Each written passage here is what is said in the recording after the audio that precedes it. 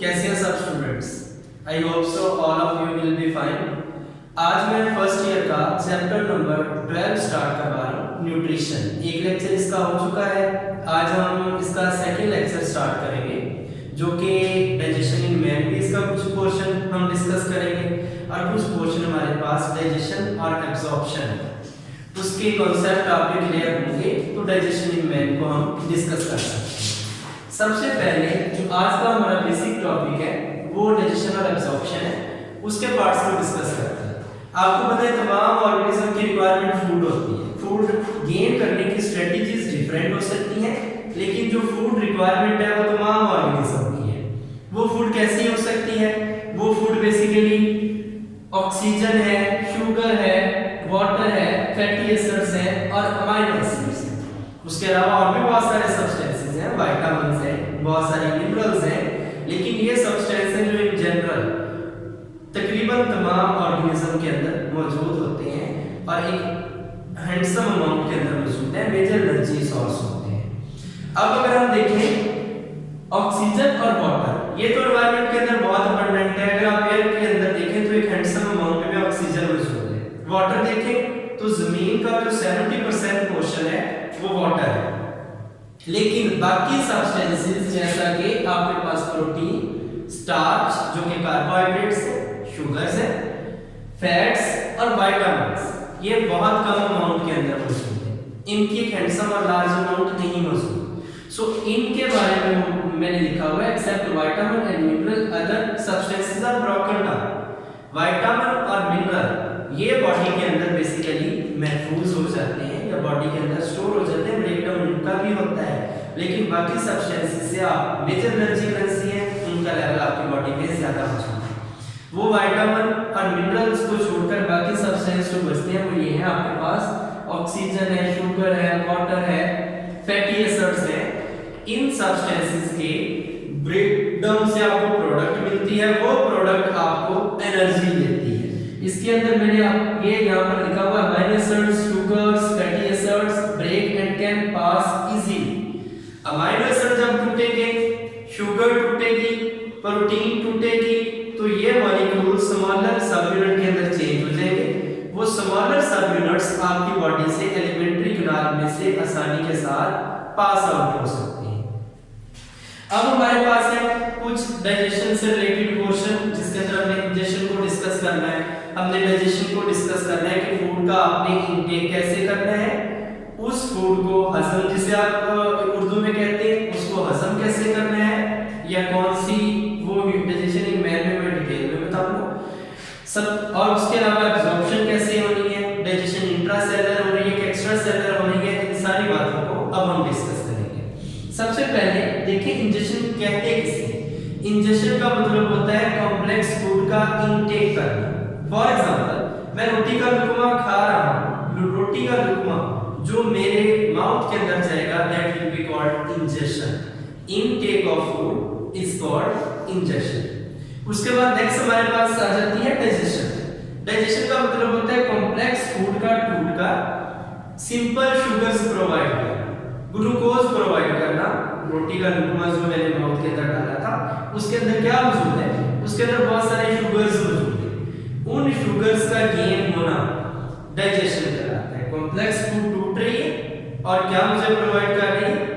Sugars provide कर रही है, स्मॉलर सब यूनिट प्रोवाइड कर रही है, उसे मैं क्या कहूंगा? डाइजेशन। और ये डाइजेशन का प्रोसेस इंटेस्टाइन्स के अंदर होता है और स्टमक के अंदर।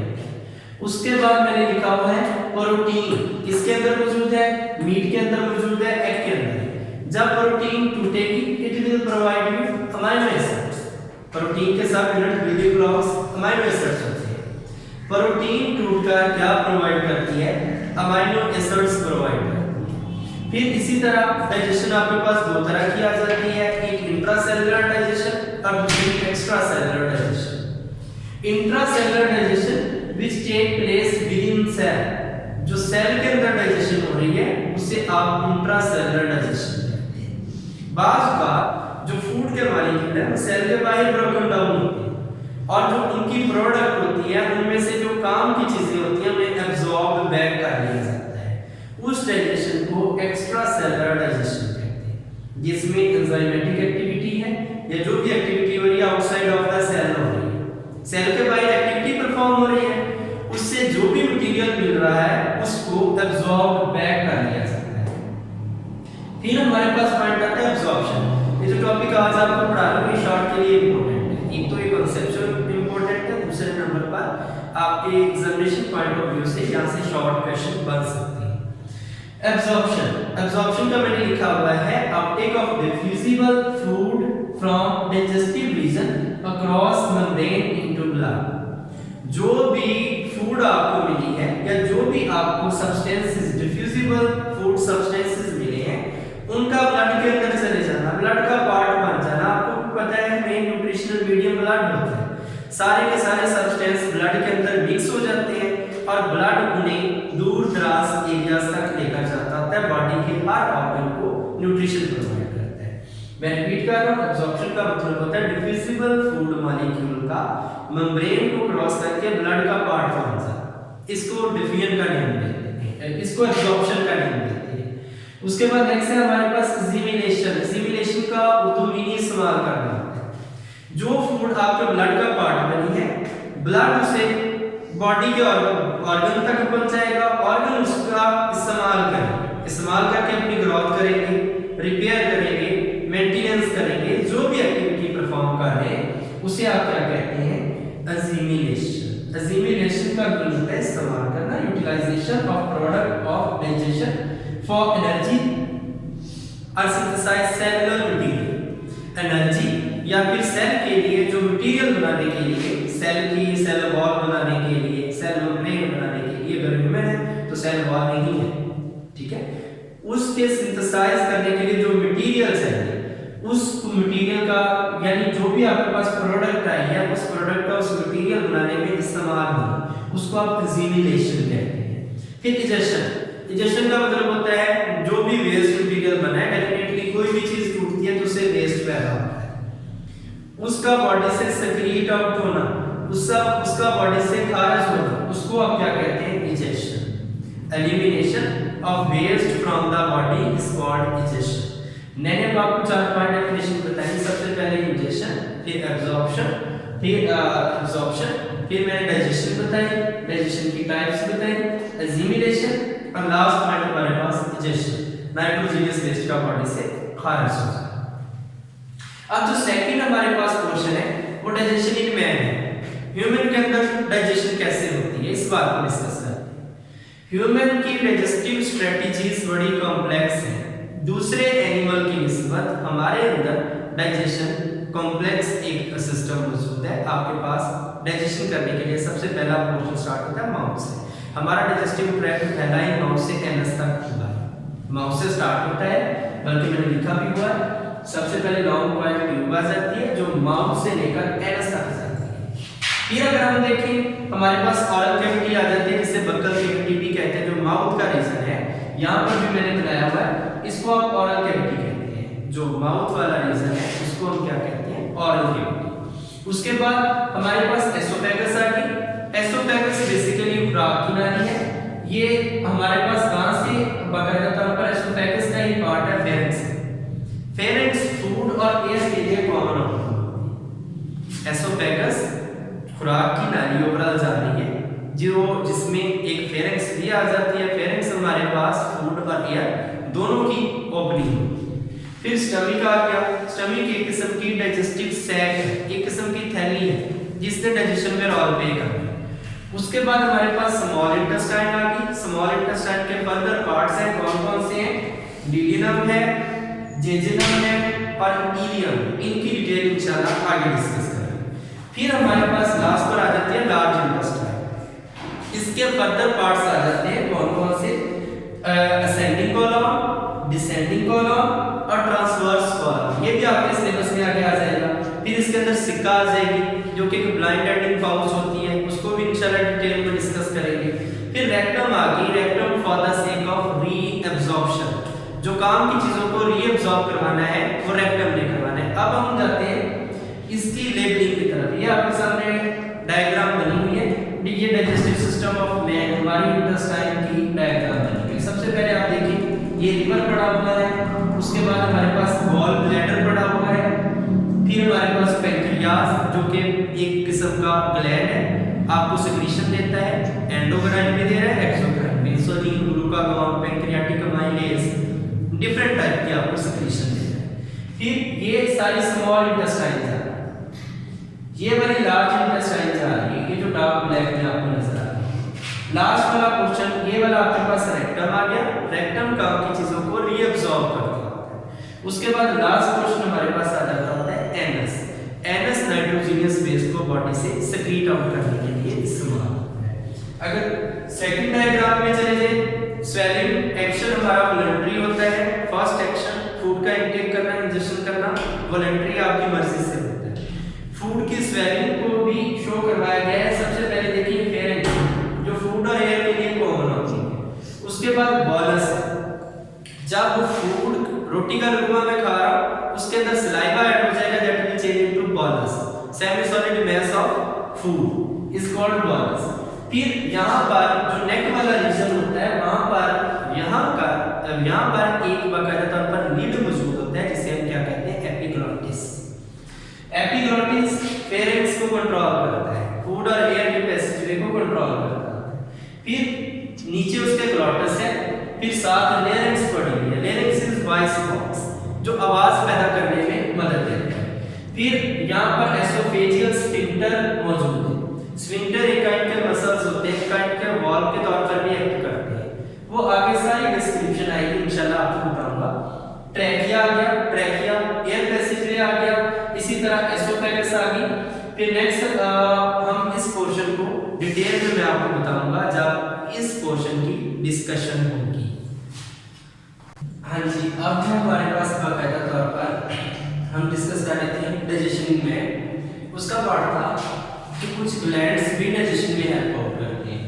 ग्लैंड्स का काम सेक्रीशन देना होता है। ग्लैंड एंजाइमेटिक सेक्रीशन भी देते होते हैं और उसके अलावा हार्मोनल सेक्रीशन भी देते हैं। इनकी सेक्रीशंस को देखते हैं। सबसे पहले सलाइवी ग्लैंड भी मौजूद है, लिवर भी ग्लैंड के तौर पर एक्ट करता है, अपनी सेक्रीशंस देते हैं, और पैंक्रियाज भी एक ग्लैंड है। मैं पीछे बता चुका हूं पैंक्रियाज वो ग्लैंड है जो एंडोक्राइन नेचर का भी है और एक्सोक्राइन नेचर का भी है, यानी हार्मोन भी देता है और एंजाइमेटिक सेक्रीशन भी देता है। अब हम देखते हैं कि हमारे पास साइट्स कौन-कौन सी है डाइजेशन की, जिन जगहों पर डाइजेशन हो रही है वो जगह कौन-कौन सी है। सबसे पहले ओरल कैविटी, माउथ वाला रीजन, स्टमक, उसके बाद intestine, small intestine, main site है ये डाइजेशन।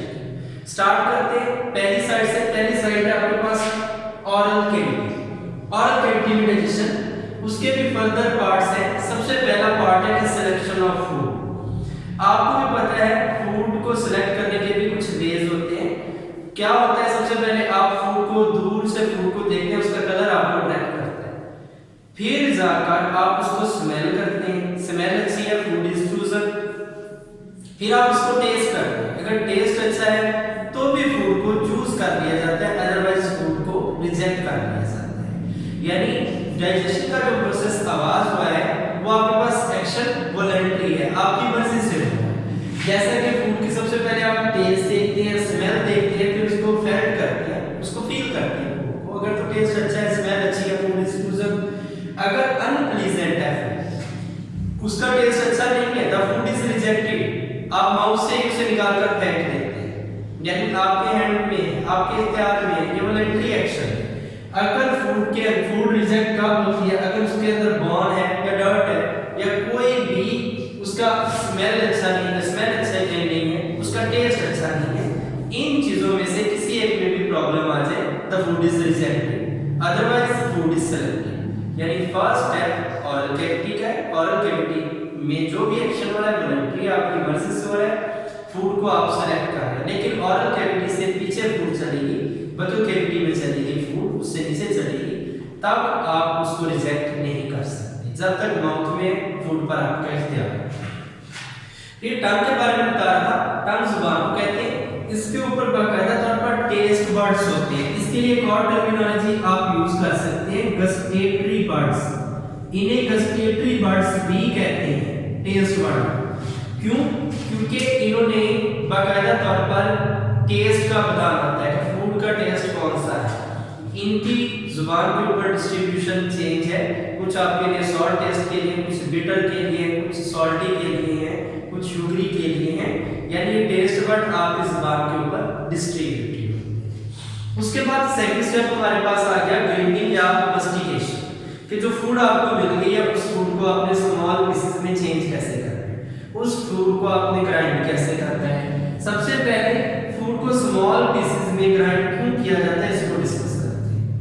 इसलिए चेंज किया जाता है, सबसे पहले तो आपको बताना चाहिए जो आपकी फूड की कनाल है, जो एलिमेंट्री कनाल है, वो स्मॉल पीसेस को गुजरने को अलाउ करती है, लार्ज पीसेस उसमें से पास नहीं हो सकते। दैट्स मीन जो आपकी एलिमेंट्री कनाल है वो कोई बहुत ज्यादा लार्ज नहीं होती कि बड़े बड़े पीसेस को वहां से पास आउट होने देते, इसलिए हमने टीथ की मदद से फूड को मस्टिकेट करना है, स्मॉल पीसेस में चेंज करना है। दूसरा स्मॉल पीसेस का ये फायदा होगा कि फूड के जितने छोटे पीसेस बनाएंगे एंजाइम को काम करने की जगह ज्यादा मिल जाएगी, मैक्सिमम एंजाइमेटिक एक्टिविटी होगी, जिससे फूड क्या हो जाएगी, डाइजेशन में आसानी होगी। ऐसो मैंने लिखा भी हुआ है, esophagus allow small pieces to pass, small pieces को गुजरना अलाउ करती है। दूसरे नंबर पर स्मॉल पीसेस का सरफेस एरिया ज्यादा होता है, ज्यादा सरफेस एरिया होने की वजह से फूड पर एंजाइमेटिक एक्टिविटी मैक्सिमम हो सकती है। फिर हम देखें लुब्रिकेशन या डाइजेशन। लुब्रिकेट का मतलब होता है फूड के अंदर सलाइवे का ऐड, फूड का मॉइस्चर हो जाना, फूड का नरम हो जाना, ताकि एलिमेंट्री कनाल में से फूड आसानी से पास आउट हो जाए। इस पर्पस के लिए सबसे पहले सलाइवा है, सलाइवे को खारिज करने के लिए आपके पास सलाइवरी ग्लैंड्स है। ये सलाइवरी ग्लैंड्स आपकी जुबान के ऊपर, जुबान के नीचे मौजूद है, ईयर के फ्रंट है, इनकी डिस्ट्रीब्यूशन डिफरेंट है, नेल बीम के डिफरेंट है। सबसे पहले सलाइवरी ग्लैंड को देखते हैं। सबलिंगुअल ग्लैंड है, is present below the tongue, ये हमारी जुबान के नीचे मौजूद होता है जो सलाइवा को पैदा करता है। फिर नेक्स्ट है सबमैक्सिलरी बिहाइंड जॉ, जबड़ों के साथ मौजूद है। फिर थर्ड नंबर पर पैरोटिड ग्लैंड है, years front, in front of years, यानी अंदर वाली साइड पर कानों के सामने मौजूद है। तीन ग्लैंड्स हैं जो सलाइवा खारिज करते हैं, सबलिंगुअल, मैक्सिलरी, और तीसरे नंबर पर सबलिंगुअल, सबमैक्सिलरी और पैरोटिड ग्लैंड, ये तीन ग्लैंड्स हैं। सलाइवा किस चीज से मिलकर बनता है? सलाइवे के अंदर सबसे पहले तो वाटर और म्यूकस है। आपको पता है पानी फूड को सॉफ्ट करता है, म्यूकस भी एक स्टिकी सब्सटेंस है जो फूड को सॉफ्ट मॉइस्चर करने में हेल्प आउट करता है। फिर सोडियम बाइकार्बोनेट और दूसरे सॉल्ट्स। सोडियम बाइकार्बोनेट थोड़ा सा एंटीसेप्टिक होता है, फूड की पीएच को चेंज करता है, फूड के अंदर मौजूद माइक्रो ऑर्गेनिज्म को किल आउट करता है, जर्म को क्लियर करता है।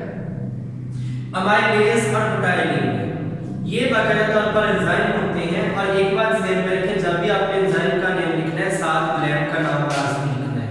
मैं सलाइवरी अमाइलेज दो तरह का है, पैंक्रियास भी खारिज कर रहा है, सलाइवा भी खारिज कर रहा है। सलाइवा के एंजाइम को आप सलाइवरी अमाइलेज कहेंगे, पैंक्रियास के एंजाइम को आप पैंक्रियाटिक अमाइलेज कहेंगे। अब हम सलाइवरी अमाइलेज को डिस्कस कर रहे हैं। अमाइलेज और बुटाइलिन ये कार्बोहाइड्रेट डाइजेस्टिव एंजाइम है, इसने कार्बोहाइड्रेट को डाइजेस्ट करना है, इसमें स्टार्च को और ग्लाइकोजन को डाइजेस्ट करना होता है, और किसमें चेंज करना होता है, माल्टोज शुगर के अंदर चेंज करते हैं। फिर नेक्स्ट वाटर और म्यूकस, ये फूड को सॉफ्ट करते हैं, फूड के मैस को नरम करते हैं, ताकि जो खुराक है वो हमारी खुराक की नाली में से आसानी से पास आउट हो जाए। नेक्स्ट जो सोडियम बाइकार्बोनेट है ये एंटीसेप्टिक है, इसकी पीएच, इसका काम फूड की पीएच को स्टेबलाइज करना है। इसकी पीएच थोड़ी सी, जो फ्रेश सलाइवा होता है उसकी पीएच थोड़ी सी अल्कली होती है, 8 होती है। जैसे आप खुराक खाते हैं सलाइवा कार्बन डाइऑक्साइड को लूज करता है, वो पीएच को चेंज कर देता है, पीएच उसकी एसिडिक हो जाती है, कितनी हो जाती है, 6 हो जाती है। पहले पीएच 8 थी, दोबारा पीएच कितनी होगी, 6 होगी। फिर मैंने लिखा हुआ लास्ट पर टैलिन, या जिसे आप सलाइवरी अमाइलेज भी कहते हैं, ये लिखा हुआ। इसका काम स्टार्च को तोड़ना है, स्टार्च और ग्लाइकोजन को तोड़कर इसमें चेंज करना है, माल्टोज शुगर के अंदर चेंज करना है। ये था हमारा आज का टॉपिक। इस टॉपिक में हमने बिफोर सेलिंग एक्शन, उससे पहले पढ़ा फूड की सिलेक्शन कैसे होती है, फूड की ग्राइंडिंग मस्टिकेशन कैसे होती है, फूड की लुब्रिकेशन या डाइजेशन का फर्स्ट प्रोसेस स्टार्ट कैसे होता है। ये भी आपको बताना चाहिए कि फूड कंप्लीटली डाइजेस्ट नहीं हुई, अब स्टमक का काम पड़ा हुआ है, आपकी बाकी इंटेस्टाइन्स का काम पड़ा हुआ है। अभी जस्ट स्लाइवे ने फूड को सेमी डाइजेशन करना है, ये भी कंप्लीट डाइजेशन नहीं है। स्लाइवे ने जस्ट ये काम किया है कि फूड के अंदर मौजूद स्टार्च को तोड़कर माल्टोज में चेंज किया है। अभी semi solid mass of food बन रहा है। ये था आज का हमारा लेक्चर। इंशाल्लाह नेक्स्ट लेक्चर में जो भी आपके क्वेश्चंस पे आप कर सकते हैं। ओके, अल्लाह हाफिज़।